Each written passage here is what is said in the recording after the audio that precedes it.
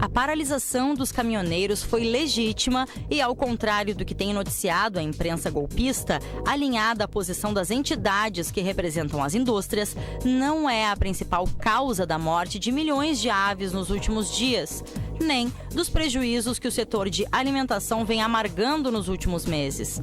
A afirmação é do presidente da Confederação Nacional dos Trabalhadores na Indústria da Alimentação, a CONTAC, Ciderley Oliveira, que apoia a mobilização dos caminhoneiros. O dirigente explica que o mercado já vinha enfrentando problemas desde que a Polícia Federal deflagrou a Operação Carne Fraca, em março de 2017, para investigar denúncias de adulteração de produtos comercializados pelos frigoríficos e estabelecimentos. Quem não se lembra da onda de boatos sobre ter papelão na carne consumida pelos brasileiros, questiona Ciderley, que considerou a operação da Polícia Federal irresponsável e claramente influenciada pelo mercado estrangeiro. Outro fator que agravou os problemas do setor, continuou o presidente da CONTAC, foi o embargo europeu à carne brasileira. O novo presidente da Petrobras, Ivan Monteiro, nomeado pelo governo de Michel Temer, após a demissão de Pedro Parente, é mais do mesmo, denunciam os petroleiros. Mesmo com a queda do principal responsável pela atual política de preços da Petrobras, que reajusta o preço do gás de cozinha e dos combustíveis diariamente para pagar os acionistas da empresa, nada parece ter mudado na estatal. O novo presidente, que ocupava o cargo de diretor financeiro, já deu sinais de que a política de preços continuará atrelada ao mercado internacional. Em seu primeiro dia sob comando da estatal, Monteiro aumentou em 2,25% o preço da gasolina nas refinarias. De um dia para o outro, os brasileiros e brasileiras que demonstraram clara insatisfação com os reajustes diários nos preços dos combustíveis durante as greves, viram a gasolina ficar 4 centavos mais cara. Em um mês, o combustível acumula alta de 11,29%. O projeto de privatização da Petrobras está mantido, ignorando as reivindicações do povo, que é o acionista majoritário da empresa, denunciou a Federação Única dos Petroleiros, a FUP, em nota. Para a FUP, se não alterar a política da estatal, o botijão de gás de cozinha, que teve a maior alta em 15 anos, poderá custar até R$100. Valor fora da realidade da população brasileira, criticou a entidade, lembrando que os aumentos sucessivos no valor do gás levaram 1,2 milhão de brasileiros voltar a cozinhar com lenha e carvão em 2017.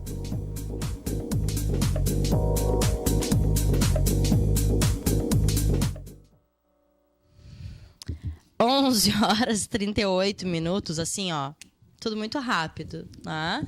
E a gente conversava. A gente fica batendo papo e nem vê passar também. Várias coisas importantes que precisamos abordar, talvez em outro momento. E ouvimos Inverno, música de Paola Kirst. Musicão, né? Letra de Carlos Medeiros, música de Paola Kirst e arranjo de Marcelo Vaz. Não tocou no início, que eu tinha separado também aquela da Hayley Reinhardt, mas acho que eu vou botar na finaleira lá. Quando a gente estiver saindo do programa assim, a gente... Ótima menina, né? Muito bom, né? Que vozeirão, né? Também. Tem apresentado várias releituras bem interessantes. Fantástico. Olha aqui, Maria, 11h39, vou te passar de forma muito objetiva para tu administrar tanta coisa que a gente já provocou até agora, né? Tenho umas anotações aqui de coisas que são locais, que eu penso que é importante divulgar, mas eu quero ler, né? Porque sem direito de defesa, a mulher é submetida coercitivamente à cirurgia de esterilização. Janaína Aparecida Aquino foi submetida sem seu consentimento à cirurgia de laqueadura por determinação da Justiça de Mococa, São Paulo. Sem direito à audiência ou advogado de defesa, ela foi conduzida coercitivamente à cirurgia de esterilização. O caso foi relatado pelo professor Oscar Vilhena, da Fundação Getúlio Vargas, Direito de São Paulo. em sua coluna do jornal Folha de São Paulo e foi objeto de nota de repúdio divulgada pelo Instituto de Garantias Penais. Anteriormente, o Ministério Público já havia se manifestado pela esterilização de Janaína, que é mulher pobre e mãe em situação de rua. Mas, como ela não consentiu com o procedimento e não se prontificou a realizar a cirurgia voluntariamente, o promotor propôs 2 ações judiciais contra ela em o município de Mococa, com o objetivo de constrangê-la a realizar um procedimento de esterilização compulsória. O juiz determinou que Janaína fosse conduzida coercitivamente. Sabe o que é coercitivamente? Aquelas prisões, aquelas que tu leva o cara na marra, né? Quando a pessoa se nega. Então. Coercitivo é se tu não vai, tu vai por mal. Então ela foi conduzida coercitivamente à cirurgia, sem designar defensor público para defendê-la ou realizar uma audiência para ouvi-la. Quando o recurso do município chegou ao Tribunal da Justiça de São Paulo, a mutilação já havia ocorrido. O caso é escatológico. Em primeiro lugar, o promotor utilizou-se de uma ação civil pública que é instrumento voltado à proteção dos direitos difusos, coletivos ou individuais, indisponíveis, para destituir uma pessoa do seu direito, à dignidade, à integridade, além de constranger o município a praticar um ato manifestamente ilegal. Isso manifestou esse professor de direito lá da Universidade de São Paulo. Sim. O professor lembra que, de acordo com a lei brasileira, o Estado é proibido de interferir coercitivamente na decisão de uma pessoa de ter ou não ter filhos, para artigo 226, parágrafo 7º da Constituição Federal.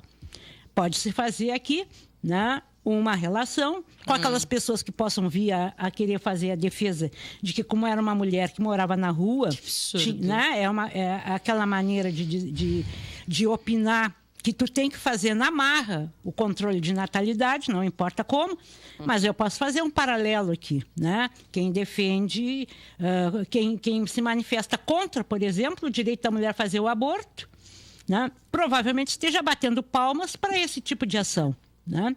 Então é isso. Isso é para pensar, é para refletir, né? Então o Estado tem o direito de manifestar sobre o corpo de uma mulher para cá ou para lá, para onde o Estado entender que deve.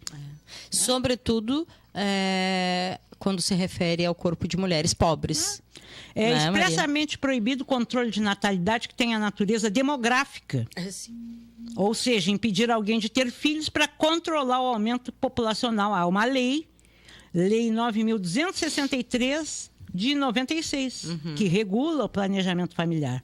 Lembra ainda esse professor que a condução coercitiva é medida excepcional prevista no Código de Processo Penal apenas para os casos de testemunhas ou acusados que se neguem a atender a uma intimação e que, por decisão liminar do Supremo, essa medida de natureza processual penal encontra-se suspensa e casualmente foi votada ontem.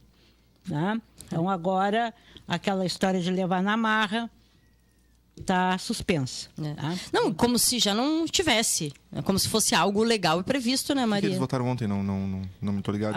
Essa questão do... A condução coercitiva? Foi. Mas é isso, né? Já nem era previsto também possível. Também causa perplexidade o fato do magistrado, dada a condição de vulnerabilidade da Janaína, não ter nomeado um curador especial, no caso um defensor público, que representasse seus interesses em juízo. Conforme expresso no acórdão do Tribunal de Justiça de São Paulo, a decisão que determinou a cirurgia foi proferida sem que Janaína fosse ouvida ou defendida. Sim. E sequer uma audiência fosse realizada, destaca o professor. Coisa mais absurda. Em nota de repúdio, o Instituto de Garantias Penais enfatizou que, mesmo quando voluntário, o procedimento de cirurgia de esterilização é legalmente restrito. A Lei do Planejamento Familiar dispõe em seu artigo 10 as únicas hipóteses em que a esterilização voluntária é permitida. Nosso ordenamento jurídico repudia que a pessoa seja obrigada a se submeter à esterilização cirúrgica. Cirurgia invasiva, desautorizada, não é cirurgia. É lesão irreversível à integridade física. Tem outra coisa que me lembro agora, Maria. Quantas mulheres com menos de 27 anos ou com menos de 2 filhos brigam para fazer e não pode, porque não tem idade. O médico ou o Estado, que seja, não permite a mulher decidir sobre o seu corpo porque ainda não tem idade ou não tem filhos suficientes. É isso, A esterilização compulsória é eugênica, como a que se faz com os animais. Evoca o processo kafkiano. Janaína acordou detida por pessoas que não conhece, a fim de responder a processo judicial do qual não sabe o motivo. Ela não teve vez alguma quando se discutiu o seu próprio direito, não teve voz também. Em suma, a inobservância do rito a transformou não em sujeito, mas em um mero objeto processual. Claro. Então é isso, é eugenia. É eugenia. Esse absurdo, cara. É o que a gente está vivendo, né, em pleno século XXI. Né? E aí, assim, eu pessoalmente gosto muito, né, de estudar o período da Idade Média. Né? Mas eu não posso, hoje, falar mais que a gente está num período da Idade Média. Né? Eu não posso fazer essa reflexão porque eu tenho que considerar os períodos históricos, né? E a gente está aqui hoje no século XXI, naquilo que alguns chamam de pós-modernidade. E aí a gente se depara com uma situação dessas. Né? Então, assim, democracia, Constituição, né? Eu penso que são temas que precisam ser bastante discutidos. Bastante discutidos, porque o judiciário, e aí com todas as ressalvas, porque não posso generalizar, mas tem assumido um papel que não é seu. Né? Tem assumido um papel que não é seu. Né? Nesse processo mais recente aí que a gente está vivendo desse golpe, o cara ouve quem ele quer, e quem tem como contribuir para demonstrar que não ouve, né? Que o Lula não tem o tal do triplex, o triplex não tem nem elevador, não tem coisa nenhuma, esse não pode ser ouvido, né? O Tacla Duran não pode ser ouvido porque o cara desmancha com uma série de construções que foram feitas. Claro. Isso que eu estou aqui juntando todas as coisas que é para a gente refletir. Né? É importantíssimo. Para a gente refletir. Aí, assim, aqui vou trazer umas coisas que são... Por favor, né? Já são 11h47. Então, assim, nós estamos trabalhando muito na coordenadoria junto com os grupos que discutem a violência obstétrica. Tá? É um tema que estava invisibilizado, né? E a gente tem participado bastante em rodas de conversa, a gente tem ido para os postos de saúde, pessoal da saúde básica, né, do atendimento da saúde da família. Né? E a gente está fazendo. E muito importante, assim, tenho ido com frequência ali no bairro Santa Teresa, né, que o pessoal está fazendo um trabalho legal. Ali temos um médico que formou-se em Cuba. E ele está participando desse processo de uma maneira, mas assim, altamente positiva. Né? E médico daqui, se formou lá? Médico, é um brasileiro. Não é daqui do Rio Grande do Sul, ele vem de outro lugar. Tá. Mas ele é do mais médicos. E é importante, assim, eu acompanhei nessas discussões o pais, né, o companheiro, acompanhando a mulher grávida, né? E agora, nesta semana, aí eu já fui de novo e aí o bebê já está com o casal, né? E ele segue participando, esse pai, né? Então, eu faço essa referência porque é muito, muito importante e é uma coisa que não é fácil de tu encontrar, né? O cara tem uma postura assim... Né? E aí, o que a gente está orientando as pessoas? A elas saberem os direitos que ela tem. Né? Para que não aconteçam certas situações que, infelizmente, têm acontecido de violência obstétrica, né? Que é ser meio parecido com isso que foi narrado, né? Claro, que as mulheres são submetidas a determinados procedimentos, muitas vezes comprovadamente desnecessários, né? Como aquele corte e tal. Quando elas perguntam o que é isso, por que tu está me dando isso, a resposta aí é de uma médica, é dizer, não, tu não entende nada, quem manda aqui sou eu, né? Sim, a grande maioria das mulheres, quando pergunta o que está acontecendo, o que foi isso que tu fez agora, ou até depois, eu passei por isso, depois do nascimento, pergunta o que aconteceu no meu parto, assim, por que tudo aquilo aconteceu? A maioria das mulheres não tem resposta até hoje. Pois é, não. Não em função porque é isso, o saber é meu, né? Digo, muito próprio dos profissionais da saúde, seja médico. Então, em função desse processo, que ainda é... Claro que não é a regra geral, né? Sim. Mas a gente, então... a coordenadoria tem acompanhado bastante esse debate, né? E tem um grupo de estudos na universidade. Que bom. Que o pessoal não é da área da saúde, é da letras, né? Isso mesmo. Fica... A primeira coisa, assim, pessoal da área da saúde, enfermeiro e tal, sim, olha, tipo assim, tá, mas o que tu quer aqui? Não, entendeu? Não é? A outra coisa que eu quero colocar como importante, que aconteceu essa semana, que me deixou bastante gratificada, a Patrulha Maria da Penha tinha tido um retrocesso assim, considerável na sua atuação, né? Verdade. A Patrulha Maria da Penha começou aqui com um casal, né? A Karen e o Cruz. E aí, depois, em função desse processo todo do desmonte do governo do Estado, a patrulha deixou de fazer só o trabalho de acompanhamento das mulheres vítimas de violência que têm o direito à medida protetiva. Tá. Então, eles estavam fazendo tudo, né?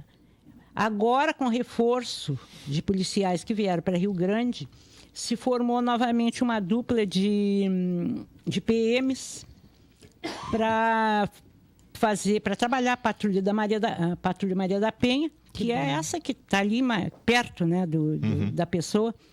E eles foram lá conversar comigo, né? Então, e um deles é o Cruz, que é o companheiro dessa moça que agora está afastada porque eles ganharam um bebezinho. Sim. E então foram 2 homens.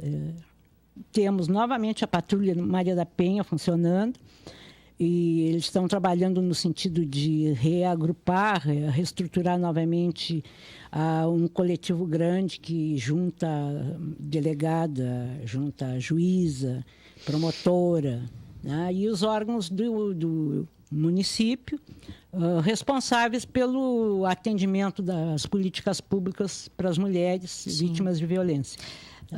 Lembrei, Maria, também, já falasse, né, sobre o Reforche, mas lembrei da atividade que tivemos aqui no IFE no início dessa semana, né, do Reforche e do documentário apresentado, que é extremamente importante, bastante impactante e necessário para que a gente... todos e todas, seja mulher ou homem, para que a gente reflita sobre o papel de cada pessoa, de cada ser humano no combate à desigualdade de direitos, né? E as violências em geral. No quanto o machismo, e trouxe isso aqui, acho que foi no último programa com o NEPEGS, o quanto o machismo atinge e agride também aos homens, não só às mulheres, né? Então, foi uma atividade, penso que bastante importante até para o público. Tinha bastante aluno do IFE, né? Muitos alunos. Isso é muito importante, assim. Então, é aquele debate que não é aceito com tranquilidade por alguns setores feministas, né? Que é a conversa com os homens, né? Sim. Inclusive, tem a necessidade de organizar os grupos reflexivos de gênero, que é algo que está começando, já está em andamento aqui em Rio Grande, e que está previsto na lei, né? Tu viu lá, né? Que é oferecer um atendimento psicológico para esses agressores, né? No sentido de fazer com que as pessoas reflitam sobre, né?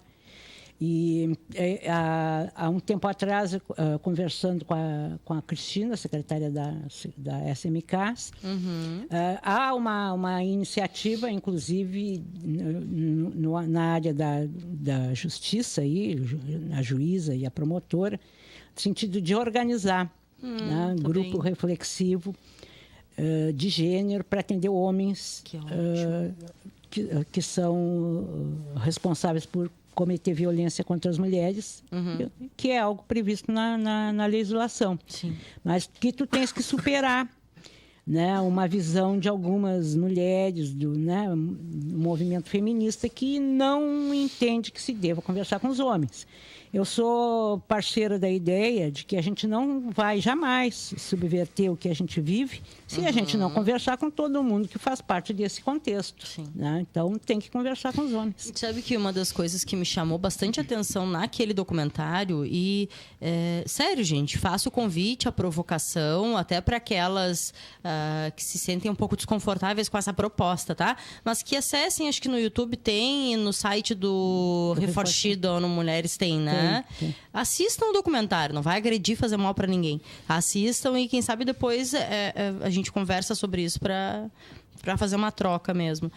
Mas quando alguns homens e algumas mulheres ali colocam que algo que a gente vê que né, Maria? A maioria, não sei se eu diria a maioria, mas grande parte das agressões cometidas por homens, quando se entra num processo de diálogo ou de tratamento ou de desconstrução, seja o termo que queira se usar, né, com esses homens, eles inicialmente não reconhecem Sim.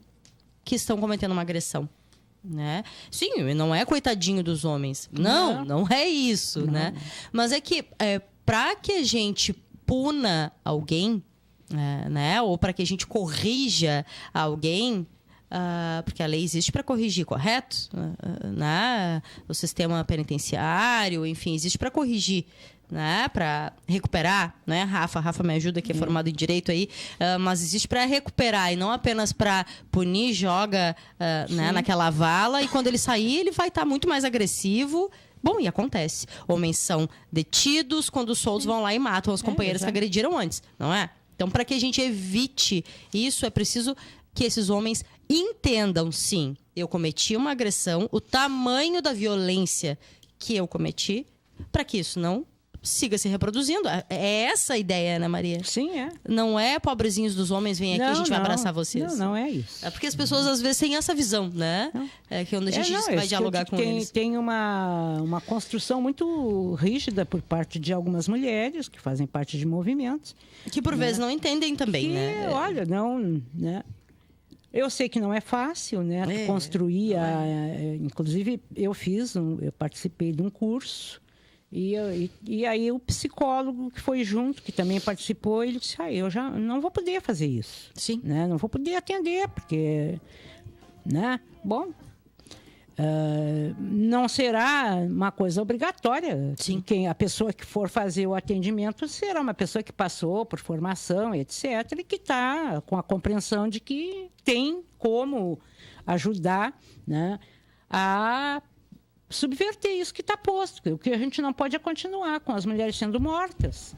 Né? O que chega de denúncia ali são somente 10% do que ocorre. Né? Eu conversando agora, a gente conseguiu fazer uma boa relação, e né?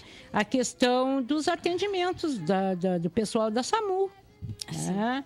Muitos casos que eles atendem na rua são de violências sofridas por mulheres. Me lembrei de um caso recente em Pelotas, e não tenho certeza se é a moça Gisele. Se a moça era daqui de Rio Grande ou de Pelotas, mas sei que tinha parte da família dela aqui. Ela teve marcas de queimadura com as iniciais, se não me engano, ou com o apelido do companheiro no corpo, dentes arrancados e, enfim, uma série de violências até morrer. Sim. Né? Ela já tinha uma medida protetiva contra ele. Tinha. Então, são coisas que a gente precisa parar com isso. Na verdade, é um tema que não se esgota. Porque tu tem que ter pessoas que atendam lá na ponta com sensibilidade para compreender isso. Exato. E a gente não tem, nem sempre tem. Nem sempre tem, porque a pessoa ainda ouve aquela história. Olha, te estupraram, mas tu andava na rua essa hora. Tu sabes que enfim, não vou expor o nome, já vou encerrar, Rafa, já vamos.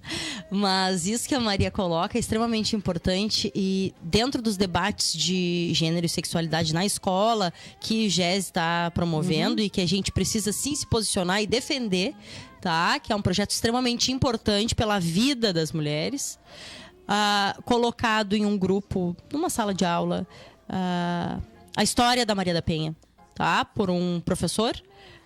Uma aluna diz: tá, mas o que ela fez também para sofrer tudo isso, companheiro? Pois é isso. Isso está enraizado, né? É a nossa cultura. Então, esse é o grande problema. E aqui o vereador resolveu relembrar a escola sem partido. E nós, véspera de eleição, né? Então é o perfilzinho. Tem que arrecadar uns votos cristãos aí, né? Pois é. Pois é. Mas nós vamos lá, gente. Nós não vamos parar, não. Não vamos parar, não. Não vamos parar. Pode se preparar, porque vem escrache por aí. Se a gente tiver que entrar a câmara dentro, a gente entra. Maria... Beijo. Bom final de semana pra nós. Bom final de semana de muito frio. Meio-dia. Rafa, eu nunca lembro o nome da moça. É uma versão Hayley Reinhardt. Essa mesmo. Jamais conseguiria pronunciar. Versão de uma versão de Britney Spears aí, de Oops, I Did It Again. Muito bem. Baitachados. Um ótimo final de semana a todos e todas. Quem quer Copa, assista. Quem não quer, não assista. Sai, come uma bergamota, toma um chimarrão. Enfim. E segundo, um mocotó. Vou fazer aqui. Restaurante Deluta, restaurante Petrus, tem mocotó hoje no seu cardápio. Tem, tô dizendo, Maria. Provocasse, falei. Aqui, ó. E segunda-feira a gente se encontra 11 horas da manhã. Lembrando que, Maria de Lourdes, você já sabe disso. Reprise do Paralelo, agora é às 11 horas da noite. Horário nobre. 11 da manhã, ao vivo, 11 horas da noite, a gente reprisa. Chegou da FURG? Chega em casa, liga a FURG TV e assiste a gente de novo. Mas é muito bom. Chego da minha aula, eu vou assistir. Não é? Não tenho pedido. Olha lá, o Rafa tá acenando na pista de pouso. A gente fica por aqui. Segunda a gente tá de volta. Até lá.